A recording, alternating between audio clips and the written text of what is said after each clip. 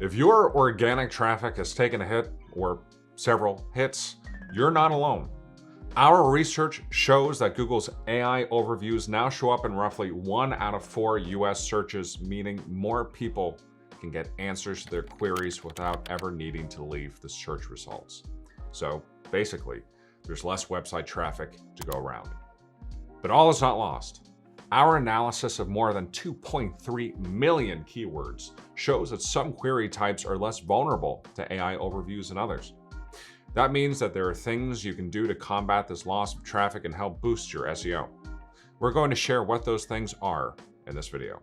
But in short, the longer informational keywords that used to be content marketing gold are very likely going to get gobbled up by AI overviews.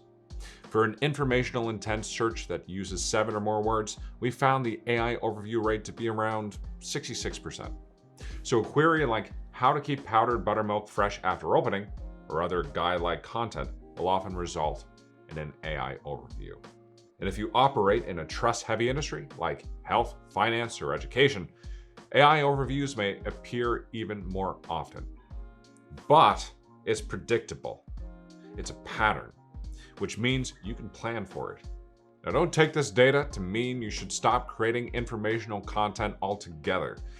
Educating your audience is still a great way to build trust and grow your revenue.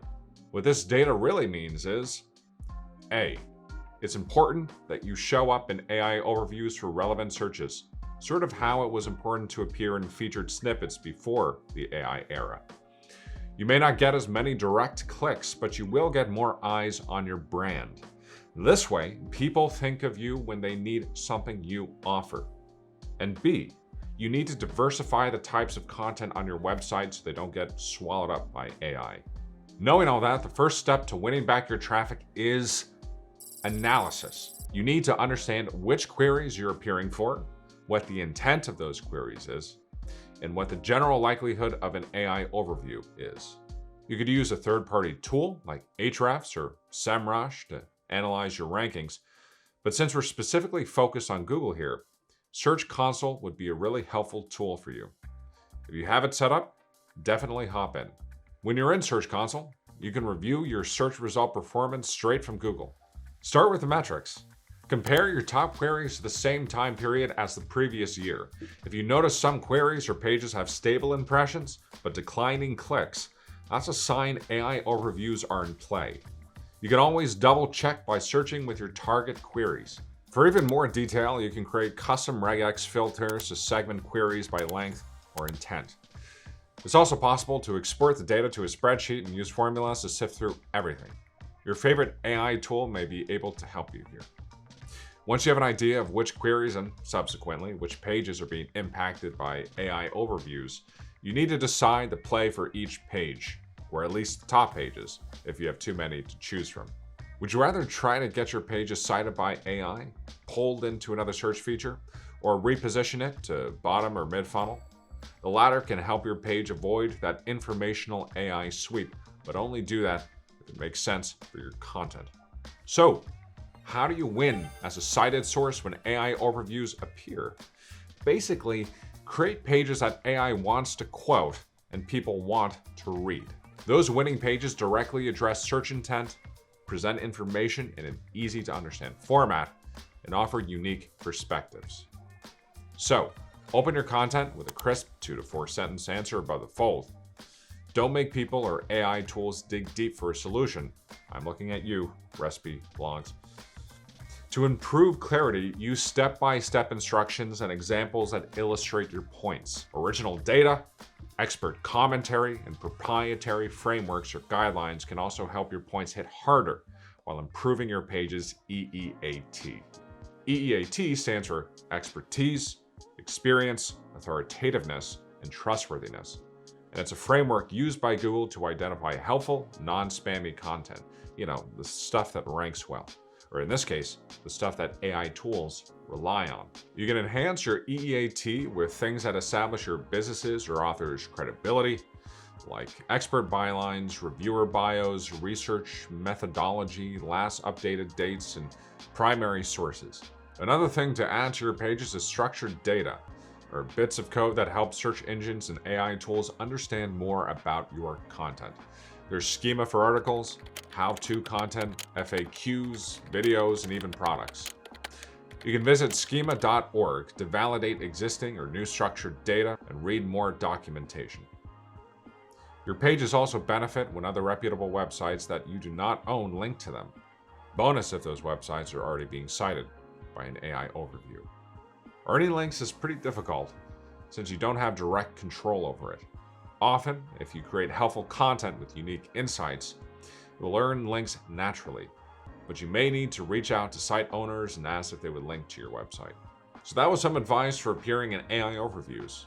Now let's shift gears, creating content that AI overviews can't compete with. In your search query analysis, you might have found pages that can be reframed for less top-of-funnel informational queries. Or maybe you found new topics to cover. Either way, lean into formats that are not easily summarized or overtaken by AI overviews. Again, search intent is a big player here. Commercial, transactional, navigational queries have a lower than average AI overview rate. And informational queries are at the highest risk no matter the word count. While you shouldn't outright stop educating your audience, you should try to address a mix of intents on your website. Navigational intent has the lowest AI overview rate in our analysis at 12% for queries of all lengths. Navigational query occurs when someone is looking for a specific brand or website, so something like Fitbit login or GA4 support would fall into that category. Transactional intent searches have a 16.5% AI overview rate. These queries are very bottom of funnel when someone is ready to take action, so something like Adobe Premiere free trial or Zoom demo would fall into this category. Lastly, there's commercial intent. This is when someone wants to make a purchase but is still in the research stage. So comparison searches like Nikon Z8 versus Canon EOS R5 specs or iPhone 16 pricing would be used here. AI overviews appear for just over 22% of commercial searches, according to our research. So make sure your website has content that addresses different user intents. You can reframe existing content if it's getting gobbled up by AI overviews in the search results, but only if it makes sense. Don't force an informational page to be transactional. It's a surefire way to turn any existing traffic away. You may find that creating entirely new content fits your website best. If that's the case, get to writing. Try to meet users at every stage of their buying journey, from those top-of-funnel informational queries to their ready-to-purchase transactional searches. Our research shows that local and brand modifiers and queries tend to pump the brakes on AI overviews. Location modifiers are things like near me or a certain location added to a query. So something like best Pilates studio near me open today is generally protected. The AI overview rate for a query with a location modifier is just over 9%, significantly lower than the average. Adding a brand to a query keeps the AI overview risk low too. A search like what is the best Canon camera for beginners has around a 9% AI overview rate.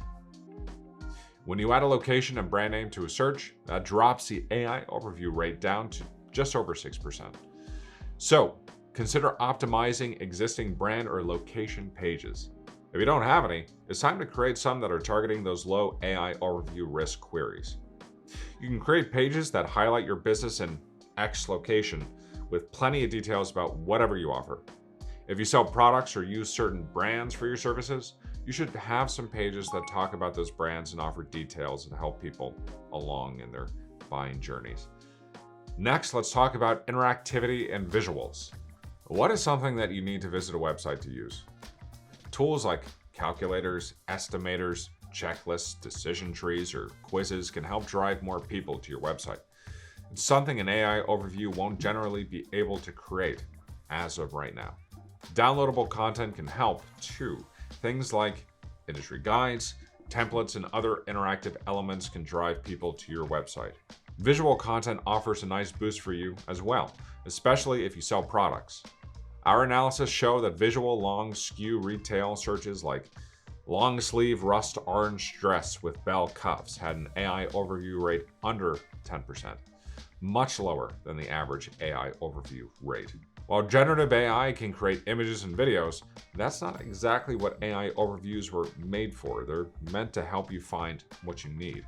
Therefore, creating visuals like educational videos, product demos, tutorials, before and after galleries, infographics, and other multimedia content can help you win some of that traffic back.